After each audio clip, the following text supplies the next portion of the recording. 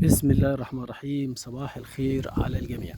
تحدثنا سابقا وقلنا النبات لما بياخد احتياجه يا جماعة بصورة صحيحة ومتوازنة ومستديمة، ونركز على كلمة مستديمة، يعني النبات بياخد احتياجه بصورة مستديمة، ما بأكلش واجوع أكل واجوع، بيبقى دي النتيجة.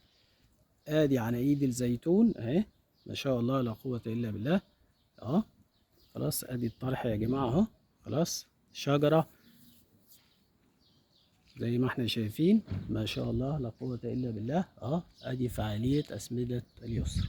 ادي النبات لما بياخد احتياجه بصورة صحيحة ومستديمة ومتوازنة بنشوف عينه اليقين. عين اليقين. مهما تحدثنا عن فاعلية أسمدة اليسر، مهما تحدثنا عن مدى كفاءة وفعالية هذه الأسمدة المعدنية المستوردة، من أجود خامات الأسمدة المعدنية المستوردة، اللي هتشوفه قدام عينيك هو اللي هتصدقه.